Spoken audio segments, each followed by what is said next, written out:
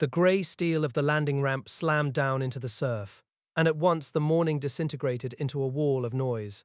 Tracer fire stitched horizontally across the beach, and the air itself seemed to compress into a solid, pulsating fist of concussion as German 88s hidden in the bluffs began ranging on the landing craft. Men carrying ammunition cases stumbled through waist-deep water, and behind them, Duke Driver fought his wheel as a near miss sent a column of black brine geysering over his hood, soaking the crates of high-explosive shells stacked behind his seat. The beachmaster screamed over the radio net that the dumps were not yet established, that the infantry was pinned against the shingle and running short of machine gun belts, that every round of howitzer ammunition had to come across the open sand under direct observation. Ordnance troops, who had trained for months to assemble vehicles and issue spare parts in quiet depots, were now dragging fiberboard canisters of propellant through the bodies of men who had waded ashore minutes before. The whole vast logistical machine that had been built across two oceans was compressing itself into this single strip of French coast, and for the next hour, its survival depended on whether ammunition could be stacked faster than the German guns could kill the men stacking it. This was the ultimate test of a supply system that had been forged, not in the calm of peacetime conferences, but in the crucible of a global war that had already swallowed continents. The catastrophe now unfolding on the beach was, in a sense, the final examination of a curriculum that had begun 4 years earlier, in the spring of 1941, when the United States possessed almost no overseas logistical apparatus at all. The question that would determine the outcome was brutally simple. Could an industrial nation learn to sustain modern combat on the far side of the ocean before the enemy won the war? Coffee would later return to the United States to help plan the North African landings, and after the German surrender he served with the Army's occupation forces in Germany, overseeing the demilitarization of enemy factories and the disposition of captured ordnance stocks. By early June, the sinking of HMS Hood by the Bismarck had electrified the North Atlantic War, and President Roosevelt decided to garrison Iceland with American troops to relieve the British. Coffee flew north with a small reconnaissance party, and in 1 week's observation of the volcanic island, where the sole local resources, he noted dryly, were rock and mutton, he produced the first detailed ordnance plan for an overseas theatre. He discovered ammunition stored deplorably in thin Nissen huts, recommended abandoning 2 of the 4 British depots, and specified that the American main base should be established at Lagerfeld, where the Royal Army Ordnance Corps already operated a maintenance company on the depot site. The Iceland plan, though never executed on the scale originally envisioned, was a laboratory for the logistical architecture that would have to be replicated across the entire globe. The war in the desert, however, was teaching far more painful lessons than any peacetime reconnaissance could provide.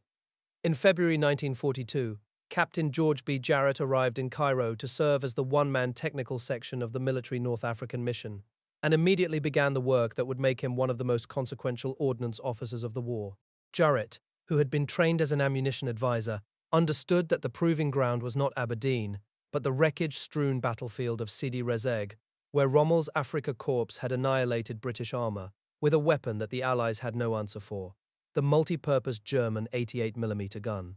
He drove out to the battlefield and paced off the distance from a shattered Matilda tank to the gun position that had killed it, absorbing the lethal geometry of the weapon's flat trajectory and high muzzle velocity. Then he found the gun itself, an 88 that Rommel had been forced to abandon during the chaotic thrust and counter-thrust of the winter battle. The weapon was long and low, its cruciform carriage and distinctive curved shield unmistakable, its rifled barrel, blackened by hundreds of rounds, fired at ground targets. Jarrett knew that getting this piece to Aberdeen Proving Ground would be worth more than 100 reports. He managed to extract it from the British salvage yards at Alexandria through a combination of persistence and well-timed requisitions, then supervised a gang of mechanics as they broke it down into components that could be loaded onto trucks and driven to Cairo. There he commandeered 2 DC-3 transport aircraft, flew the disassembled gun to Accra, and transferred it to the new C-54s just entering service for the final Atlantic crossing. When the 88 was reassembled at Aberdeen and subjected to test firing, the findings directly contributed to the decision to convert the American 90mm anti-aircraft gun into a tank and anti-tank weapon, a development that would save countless lives when American armor met the Wehrmacht in the bocage of Normandy and the forests of the Ardennes. The British, however, were absorbing these lessons in real time under the hammer of Rommel's offensives, and they needed more than captured intelligence. They needed American tanks that could stay in the fight. The President's Middle East Directive of September 1941 had envisioned a network of massive ordnance depots stretching from Cairo to Tehran, operated by American contractors who would overhaul Lend-Lease tanks and trucks for the hard-pressed Eighth Army. But the contractor chosen for the scheme, the J.G. White Engineering Corporation, produced only plans and partial recruitment before the entire project was militarized by War Department directive in February 1942. The first ordnance company to arrive in the theater, the 525th Heavy Maintenance Company, debarked from the Queen Mary on June 22, 1942, carrying no hand tools and no transportation. The company commander watched his men march off the ship into the blinding heat of a Suez summer, a heavy maintenance unit that could not maintain anything. The 525th was sent first to the British tank shop at Tel El-Kebir, then evacuated by sea to Asmara in Eritrea when Rommel broke through to El Alamein and panic gripped Cairo. The Heliopolis shop, which was supposed to be the centerpiece of American maintenance in the Red Sea area, opened in November under the 1st Battalion of the 303rd Ordnance Base Regiment, but it never received the spare parts it needed because the British adamantly retained control over all component distribution. Requisitions wound from Cairo to London to Washington and back through the same channels, while the tanks sat idle. By the spring of 1943, the Eighth Army's advance into Libya had pushed the source of both damaged tanks and replacement parts so far west that the Heliopolis shop had nothing to work with, and in May its doors closed. The grandiose vision of a Middle Eastern arsenal had collided with the twin realities of coalition politics and mobile warfare, and the American machinists in the desert were among the first to learn that modern war consumed spare parts faster than any supply system yet devised could deliver them. Aboard the Transport Republic, crammed in among the aircraft components and ammunition crates of the Pensacola convoy, was a single understrength ordnance aviation company designated the 453rd, commanded by a young first lieutenant named Burns C. Manson, a man who would earn the Legion of Merit for his harrowing service at Port Moresby before sickness forced his evacuation from the Pacific. His story ending not in victory but in a hospital ward, far from the guns he had kept firing. Lieutenant Manson had been given less than 2 weeks to prepare his men and his equipment before his company boarded ship in San Francisco on November 21st, and that equipment was incomplete. The 453rd, designed to service the bomb groups of the Army Air Forces, was meant to carry 40 bomb trailers, 20 bomb service trucks, 4 shop trucks, and a fleet of cargo vehicles. It arrived with a fraction of that inventory, and the cargo manifest for the entire convoy was hopelessly scrambled. Peacetime civilian supplies bound for Manila sat in the holds alongside ammunition marked for Hawaii, while the deck of the Megs was covered with 50 knockdown A-24 dive bombers, whose trigger motors and solenoids had been packed so deeply in their crates that the men loading the blockade runners would spend days searching for them, finally discovering the solenoids nailed inside the wooden packing frames that had already been burned as scrap. Within 48 hours of anchoring, Manson and his men were stripping cargo from the convoy's freighters, searching for weapons to arm the ships that would run the Japanese blockade to the Philippines. The Republic itself had been sent to war with 4 British 75mm guns lashed to its deck, but no ammunition for any of them. On the Holbrook, the ordnance troops found a quantity of 75mm ammunition and improvised sights and mounts. On the Bloemfontein, they located 50-caliber aircraft guns with ammunition and fabricated pipe stands to turn the machine guns into deck weapons. By Christmas Day, with the convoy reloading supplies into the 2 fastest ships to make a dash north, the ordnance men were working through the holiday in the oppressive midsummer heat, subsisting on cold bologna sandwiches and milk. The arrival of the Pensacola convoy did more than establish the first American headquarters in Australia at Lennon's Hotel in Brisbane. It set the pattern for what would become a desperate year of improvisation. Ordnance troops salvaging weapons from sunken ships, converting coast artillery from obsolete Lend-Lease guns, and designing pedestal mounts for machine guns in local Australian factories that had never seen a 50 caliber before. Lieutenant Manson himself, a young officer who had been attending the Ordnance School at Aberdeen Proving Ground only 6 weeks before, would be promoted to major and sent north within 8 months to the worst logistical sinkhole in the Southwest Pacific, the advance base at Port Moresby, New Guinea. Port Moresby, in the late summer of 1942, was a dusty, bomb-cratered copper station pressed against the southern shore of the Papuan Peninsula. Its hillsides littered with the wreckage of Japanese air raids that had been battering the small port since February, the Australian infantry that held the perimeter, and the American fighter and bomber groups that operated from its airstrips depended on ammunition that came in by sea, through this one tiny harbour, and then moved up the coast in trawlers and fishing boats to the forward airfields. The ordnance officer at the advance base was the same Major Burns C. Manson, who had stepped off the Republic in Brisbane the previous December, and he found his situation as desperate as anything he had faced in the early days in Melbourne. The central ammunition dump at 4 Mile Airdrome served 3 active airfields, and by mid-September it was stacked high with bombs, fuses, arming wires, and ground ammunition for the first American combat troops who were beginning to arrive. On the afternoon of September 15th, as a dry wind swept across the parched grasslands, a fire flared at the edge of the dump. Manson's men, armed with nothing more than wet burlap bags and barrels of water, rushed toward the flames and tried to beat them out. But the fire moved faster than they could run. In minutes, the stacks of fiberboard ammunition containers were igniting, and soon the entire dump was erupting in thunderous detonations. 155mm shells, 37mm rounds, 50 caliber ammunition, all cooking off in a rolling crescendo that sent black clouds boiling into the tropical sky.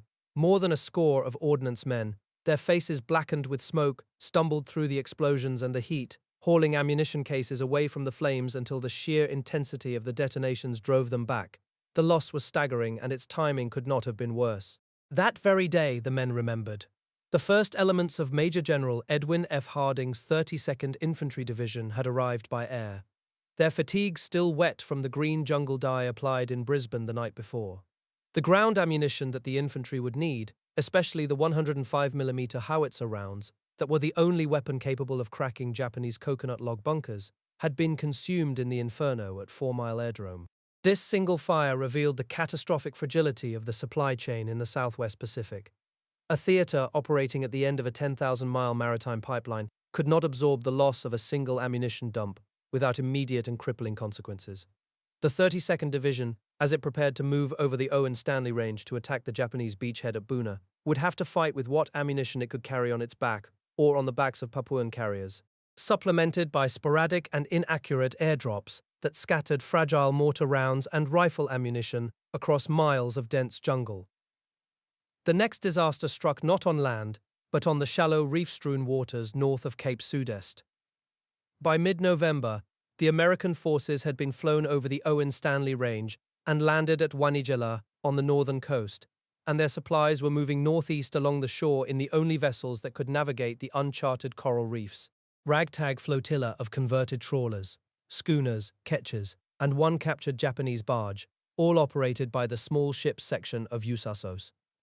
The ordnance officer of the coastal force, First Lieutenant John E. Harbert, was in charge of the 2-masted schooner Alacrity, the largest vessel in the little fleet.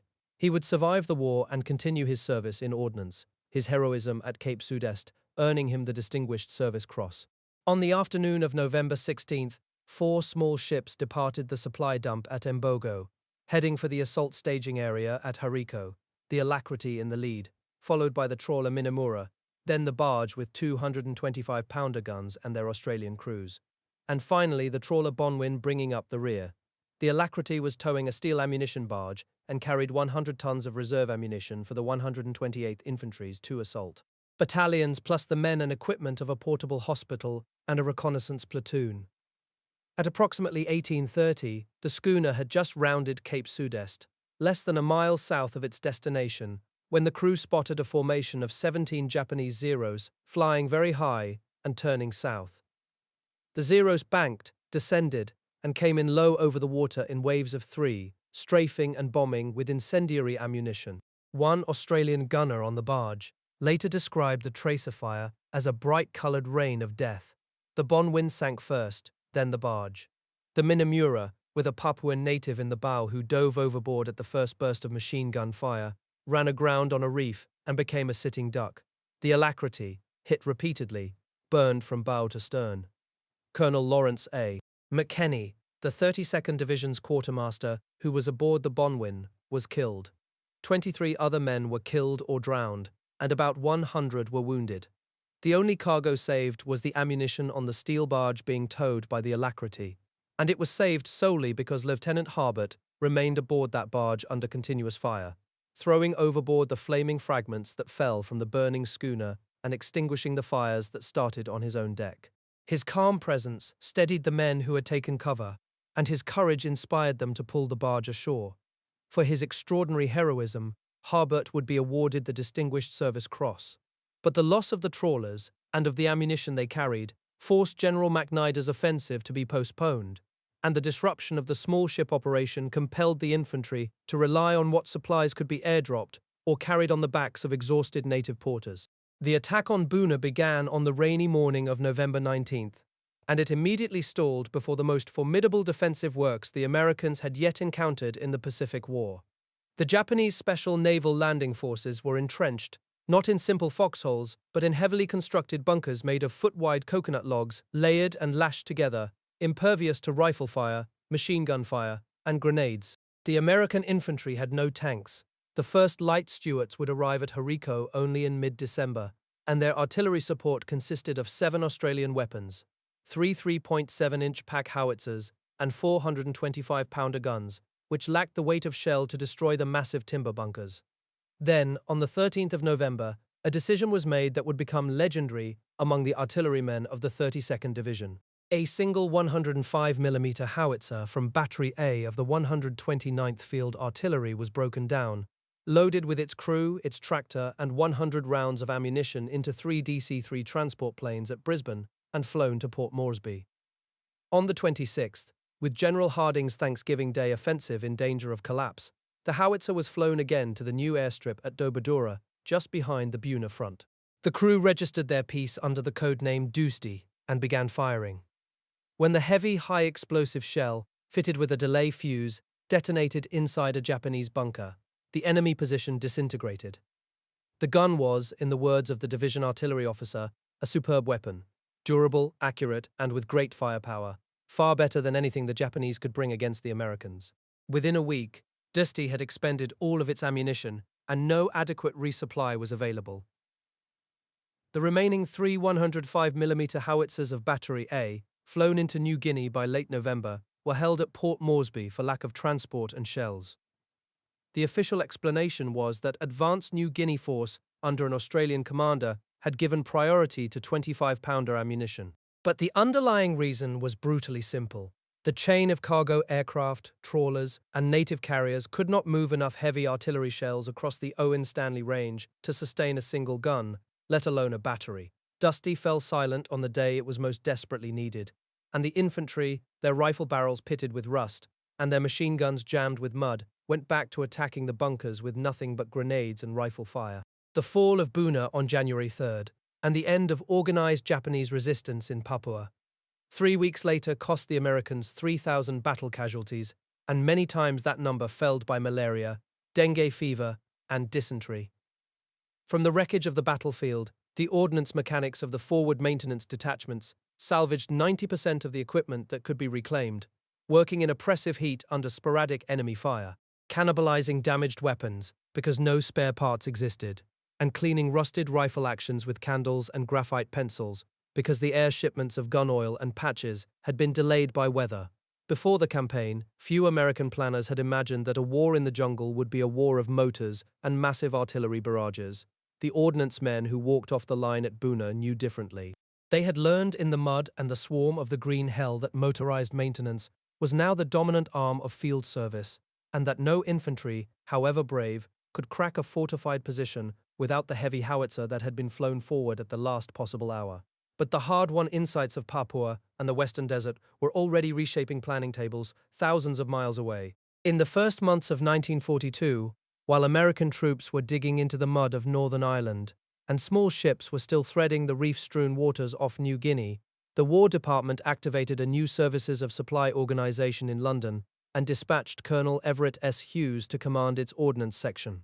Hughes arrived on June 8, 1942, and immediately discovered that the Bolero build-up, the vast program to transform the British Isles into a base for 1 million men, had already generated an invisible catastrophe.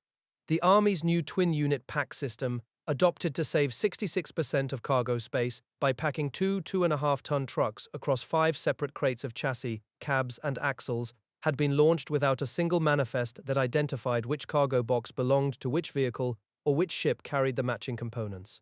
The crates poured into Liverpool and Glasgow in no predictable order, their contents unmarked, so that a chassis arriving on one vessel would wait weeks for its axles to be found on a second freighter that had been diverted to a different port. Only 20% of vehicles came fully assembled on their wheels. The rest were scattered fragments that had to be opened at the quayside by desperate quartermaster crews who had no factory cranes, no storage yards, and no training in automotive assembly. The few experienced motor transport officers who understood the twin-unit pack, a bare handful transferred from the old quartermaster system, were stretched across 3 vehicle parks, and they spent their days tearing open crates simply to learn what was inside, then routing each box overland to the one assembly plant among the 6 scattered across England that was tooled to handle that specific vehicle type. By July, the vehicle parks at Ashchurch and Aintree were stacked with enough mysterious wooden containers to build 10,000 trucks, yet not one full company of troops in the theatre had received its complete table of equipment. The Ordnance Section's new Chief of General Supply, Colonel Henry B. Saylor, a former regular Army officer with a sharp eye for logistics, confronted the tangle with grim pragmatism.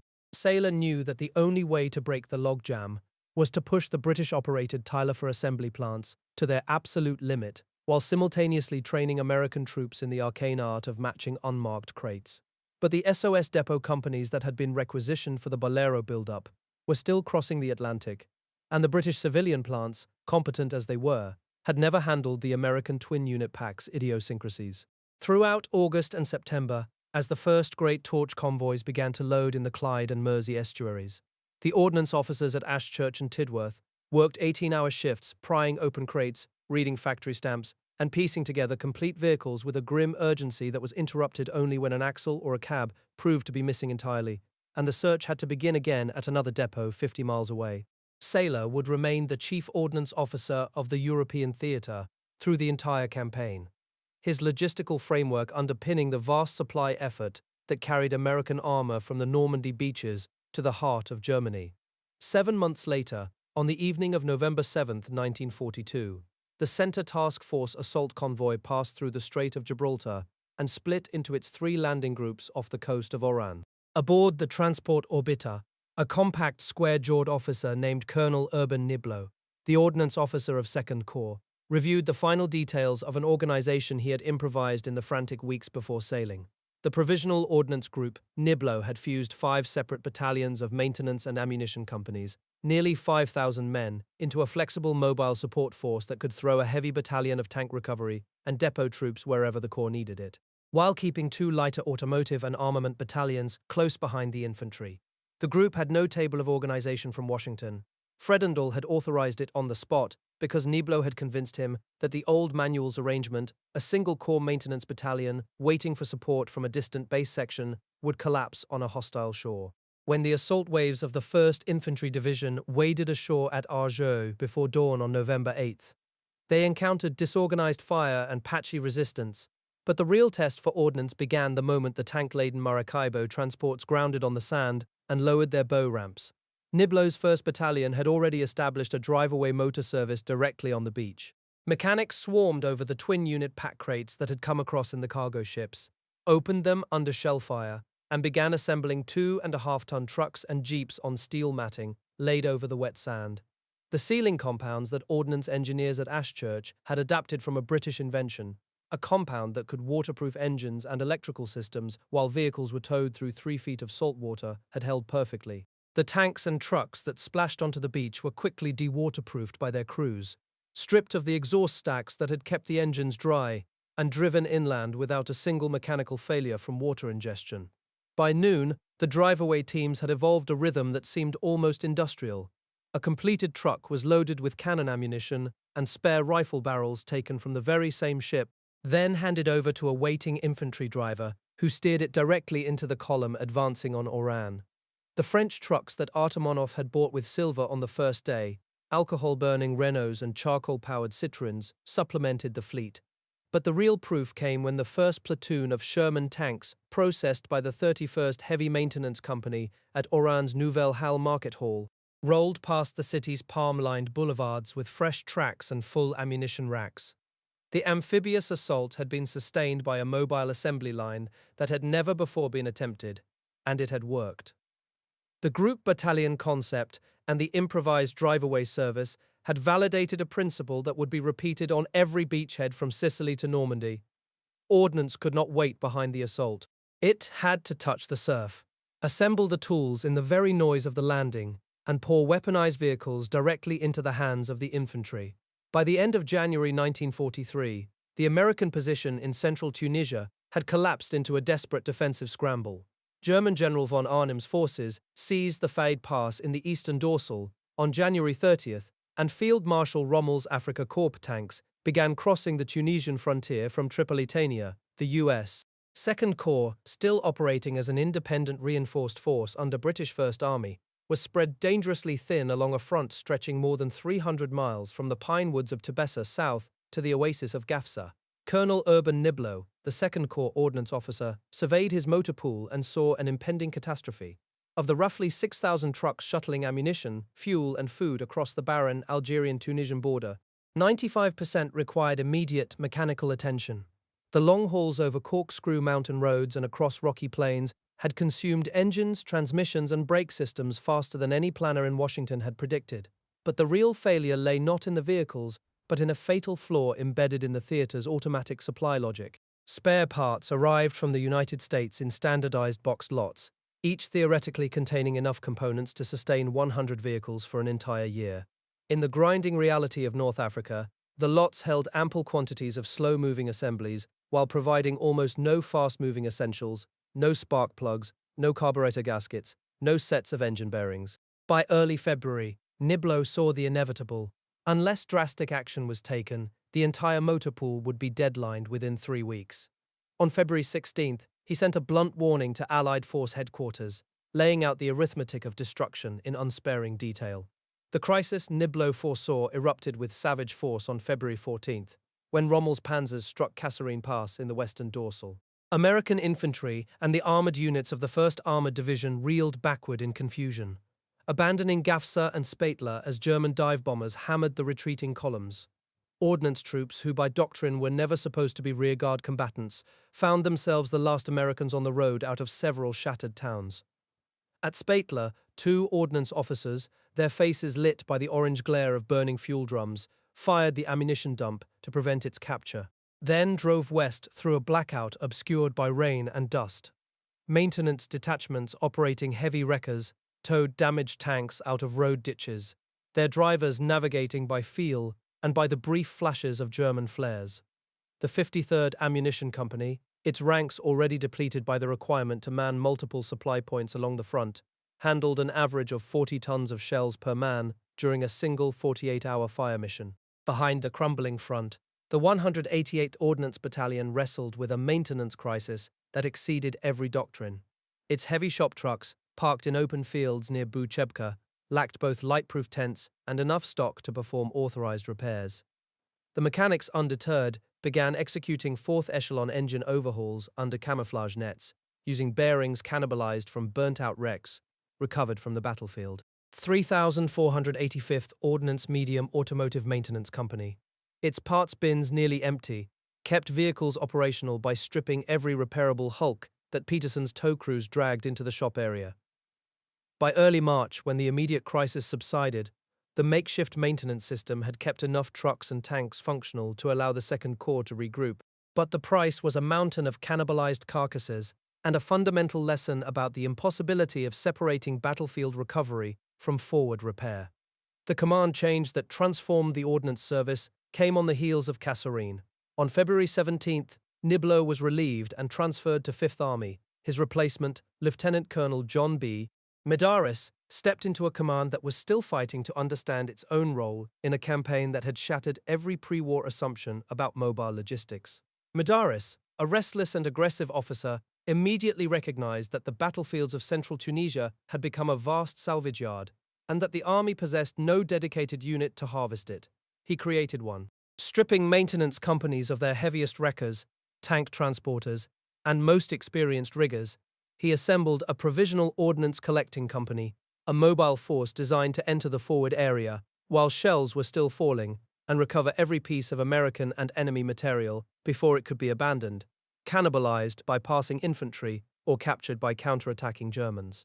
The unit operated at night, using mine detectors to clear paths through the minefields, and by dawn it had often returned a knocked-out tank or disabled 90mm anti-aircraft battery to service. This relentless battlefield scavenging was made possible by an intervention thousands of miles away. General Brehon Somerville, visiting Algiers in late January, had grasped the scale of the transportation famine and cabled Washington for 5,000 trucks and 72 tank transporters. The convoy sailed from the United States on February 15th and reached the theater in early March, its wheeled vehicles driven hundreds of miles overland from the port of Philippeville, while the new tank transporters lifted the 1st Armored Division's tanks the last 200 miles without wearing out their tracks. The armor arrived at Tebessa intact, refitted, and ready for the counteroffensive. That counteroffensive, launched through Gafsa by the newly arrived General George S. Patton and carried through to the final assault on Bizerte in late April, tested Medaris's doctrine to its limit. His collecting company scoured the rocky hills of the eastern dorsal and the coastal plain around Matur, recovering disabled Shermans and tank destroyers within hours, returning them to battalion shops for overnight repair. When the last Axis forces in Tunisia surrendered on May 9th, the fields around Bizerte were already being methodically stripped by ordnance teams who catalogued every German weapon, including the handful of Tiger tanks, one of which a young technical intelligence captain, George B. Bennett, would soon wrestle into a Liberty ship's hold for dissection at Aberdeen.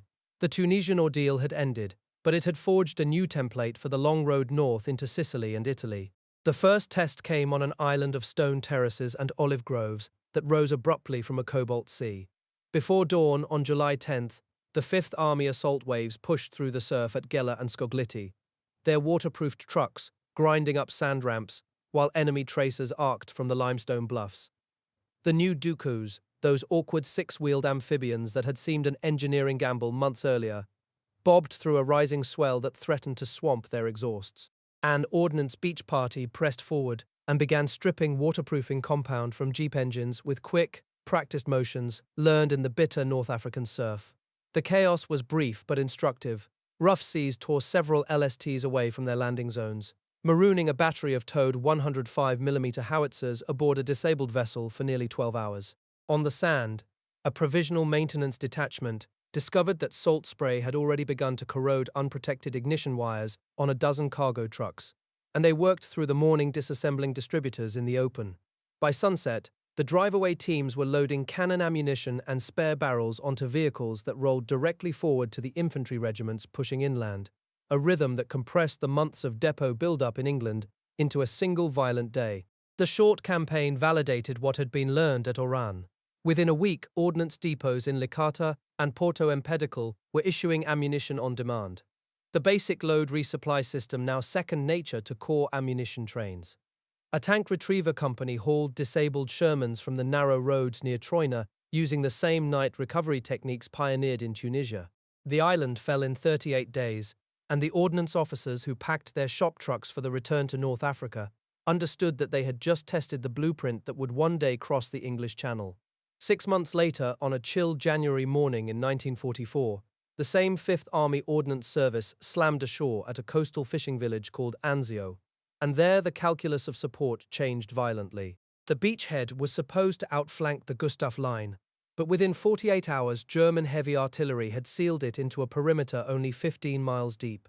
Every ammunition dump, every shop truck, every stack of propellant charges now sat inside an artillery killing zone, and ordnance crews dug revetments into the wet volcanic soil while 170mm shells dropped into their supply points.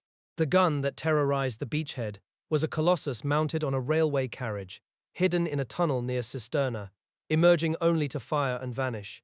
The men called it Anzio Annie, a 280mm K5 that could drop a 550-pound shell onto a grid square with the sound of tearing canvas and an earth-shaking concussion.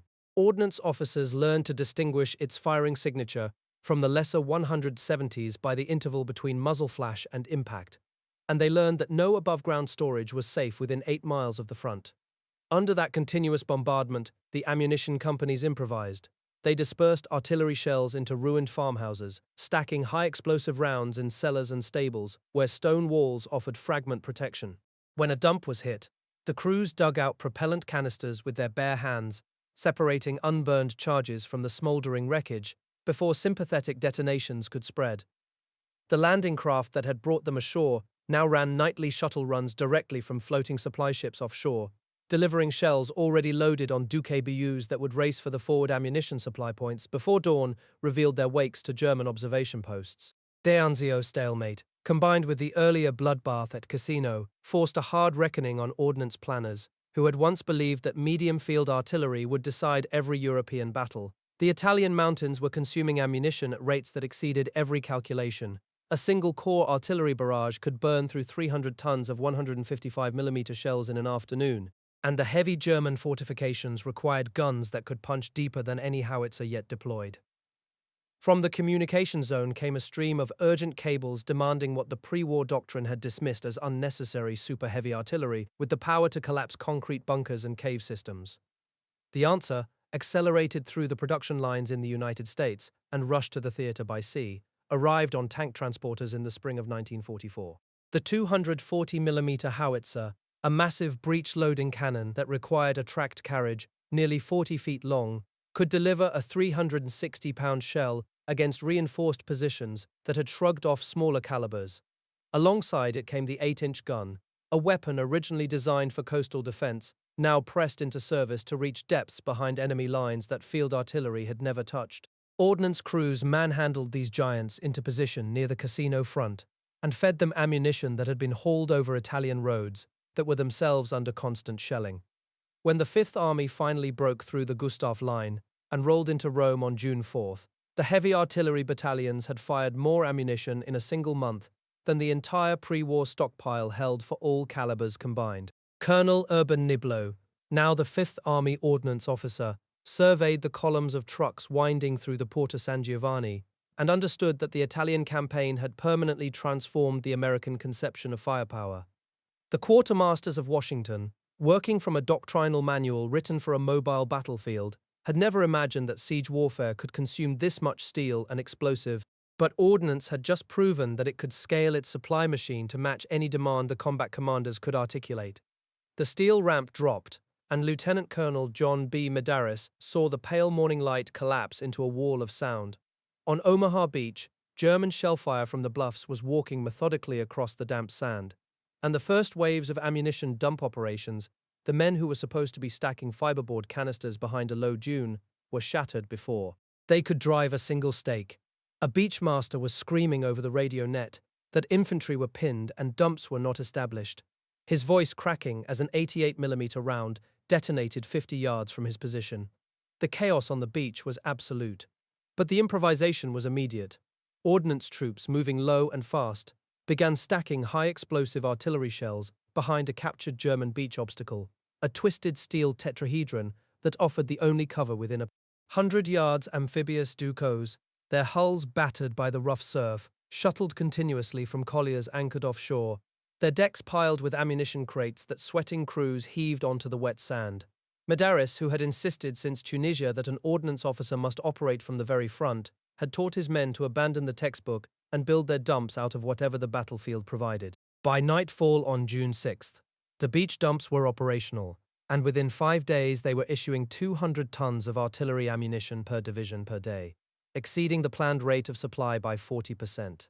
The flow was sustained by a relentless rhythm, UK doves churning through the surf, crews breaking down pallets under camouflage nets, and forward ammunition points advancing as the infantry clawed inland past the hedgerows.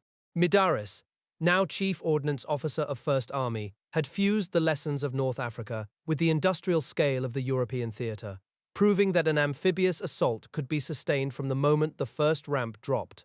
The logistical masterpiece of Normandy shattered against a frozen forest 6 months later. On 16 December 1944, the German Ardennes offensive overran First Army ammunition depots, capturing 1.2 million gallons of gasoline and thousands of tons of artillery rounds. The 87th Ordnance Heavy Maintenance Battalion, its shop vans full of irreplaceable spare parts, burned its own equipment rather than let it fall into German hands and then dug in as infantry on the outskirts of Bastogne. The trapped 101st Airborne Division was running critically low on ammunition, and the only road open was a narrow corridor through ice storms and sub-zero fog. Third Army's Colonel Thomas H. Nixon, who had served under Medaris in Tunisia, raced ammunition convoys through the Ardennes night. His trucks, chained against the ice, crawled along roads raked by German artillery, their cargoes destined for the surrounded paratroopers. In Washington, Major General Levin H. Campbell, Jr., the Chief of Ordnance, was receiving cables that described a crisis beyond ammunition. American Shermans were dying in tank-to-tank duels on the Roa Plain, their 75mm guns unable to penetrate the frontal armor of German Tiger tanks. The tankers were refusing to advance.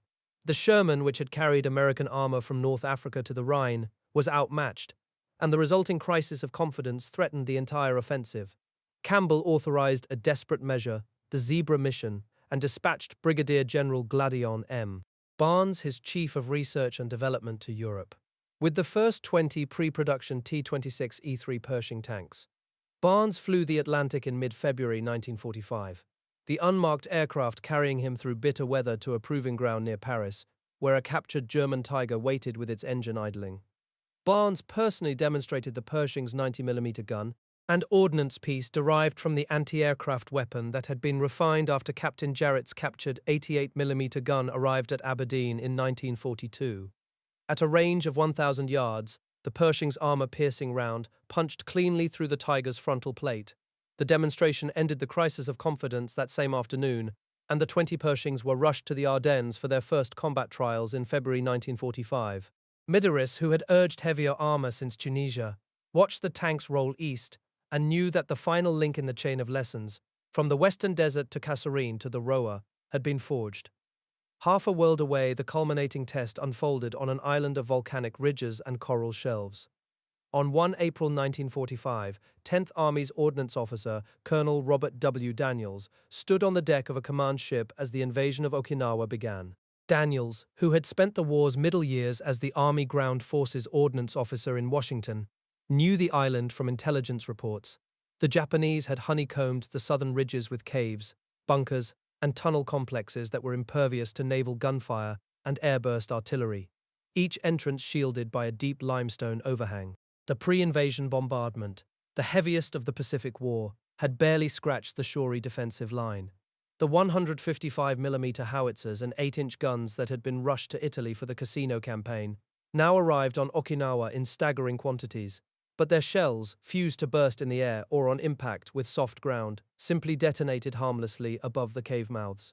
Daniels ordered a doctrinal revolution. His 327th Ordnance Battalion began mounting 155mm guns onto tracked Sherman chassis, creating improvised assault guns that could be driven directly to within point-blank range of a cave entrance. The crews reinforced the Sherman hulls with welded armor plate and sandbag revetments, knowing they would be advancing into machine gun fire from concealed flanking positions. Working with concrete-piercing fuses, drawn from naval ammunition stocks, the crews loaded their improvised cave busters and advanced into the wide valley below Shuri Castle. The Long Tom gun, a weapon designed to fire indirectly at targets 12 miles distant, was now aimed like a rifle at a dark slit in the coral. When it fired, the 2-foot-thick limestone overhang fractured into a cascade of rubble, collapsing the entrance and sealing the defenders inside. A flamethrower tank, a Sherman modified with a napalm projector in place of its main gun, then rolled forward to finish off any survivors who attempted to dig out through secondary exits. The combination reduced the Shuri defensive line in 72 hours. Daniels, watching the after-action reports from his command post, understood that the improvised cave buster was the direct descendant of the single 105mm howitzer, codenamed Dewis-T, that had destroyed Japanese coconut log bunkers at Buna in 1942. The lesson, learned in the jungle and refined in the mountains of Italy, had reached its logical end. No defensive position, no matter how deeply dug or heavily shielded, could withstand overwhelming American logistic capacity arriving at point-blank range. In the Philippines, Colonel Jonathan L. Holman, now Chief of Staff of the Army Services of Supply, was integrating captured Leyte bases into a network that fed ammunition directly into the Luzon campaign.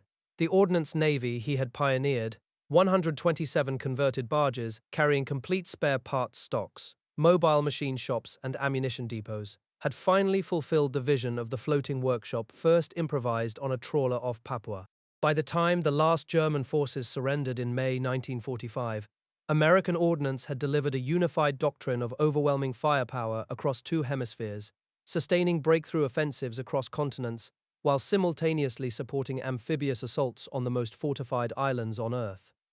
In the first week of August 1945, a 20-year-old ordnance machinist named Raymond H. Curtis stood at his lathe on the fifth floor of the Springfield Armory in Massachusetts, completing the final turning on an M1 receiver that would never be rifled. The steel was still warm in his hands when the public address system crackled, and the plant superintendent announced that all production lines were to shut down at noon. The vast Aberdeen tank plant fell silent at the same hour, its final assembly bays holding half-completed Sherman hulls that would never receive their turrets. At the truck assembly plants in Iran, where Ordnance Medium Automotive Maintenance Companies had been operating the tap lines since July 1943, the native laborers and American supervisors stopped work as the radio broadcast the unofficial news from San Francisco. The wartime machine that had built 47 billion rounds of small arms ammunition, 88,000 tanks, and enough trucks to encircle the Earth 3 times ceased production overnight. In Washington, the Chief of Ordnance ordered his staff to begin compiling the final production ledgers, and the last Springfield rifle off the assembly line, a gleaming M1903A3 with a small brass plate affixed to its stock, was crated and shipped to his office for permanent display. On 15 August, Emperor Hirohito's recorded voice, crackling through shortwave receivers, announced Japan's acceptance of the Potsdam Declaration. From the ordnance depot at Oro Bay to the ammunition dumps on Okinawa, men who had spent years feeding shells into howitzers and rebuilding ruined tank engines heard the broadcast and stood still. The guns that had shattered the Shuri line and the cave busters that had reduced limestone bunkers to rubble fell silent. In Tokyo, a technical intelligence captain named George B. Bennett, the same officer who had hoisted a Tiger tank into a Liberty ship at Bizerte, was already preparing to fly to the Japanese mainland to begin cataloguing enemy secret weapons. The formal surrender, when it came on the 2nd of September, unfolded on the deck of the battleship Missouri in Tokyo Bay, under a low grey sky that had threatened rain since dawn. Among the witnesses standing on the crowded teak deck were dozens of Ordnance technical intelligence officers, men who had spent the war reverse engineering German 88mm guns, analyzing the armor of captured Tigers, and studying the shape-charge principle of the Panzerfaust. These officers, many of whom had served under Medaris in Tunisia or Niblo in Italy, watched the Japanese foreign minister sign the instrument of surrender with a gold-banded pen and understood that their work was only beginning. General Medaris, now at Aberdeen Proving Ground to review the final technical intelligence reports, summed up the department's achievement in a single sentence. An army can fight on short rations and with ragged clothes, but when an army is without ammunition and guns, it is no longer an army. The last closed thread was the motor vehicle crisis that had convulsed the department in 1942, now formally resolved in the revised 1945 edition of Field Manual 910, which institutionalized the semi-fourth echelon repair doctrine that mechanics from Tunisia to the Roe Plain had improvised with salvaged bearings and cannibalized wrecks. In July 1942, a 16-year-old Papuan houseboy named Gibson Duluvina told an Australian war correspondent that writing history was impossible because to write all the words to tell all the truth was too hard. That, to write at all, one had to make all the things seem easy, and then, when it was written, it was not all the truth. The ordnance men who served on beachhead and battlefront would have understood. They knew that the truth of the 155mm shells stacked behind a Normandy seawall, of the single howitzer code-named Doosty falling silent in the jungle, of the tankers who refused to advance on the Roa until a Pershing arrived, could never be fully captured. But what could be known was this: no defensive position, no enemy weapon, no logistical catastrophe had withstood the weight of American firepower when the Ordnance Department delivered it on time. If this story has stirred a memory, perhaps a father or grandfather who served in an ordnance company, who assembled trucks on a beachhead or salvaged tanks under fire, or simply a recollection of that extraordinary industrial generation, please share it in the comments below. We read every one, and these personal stories are the living threads that keep this history from fading. Thank you for listening, and if you would like to support the channel, please subscribe and like this documentary. We are deeply grateful for your presence and your attention.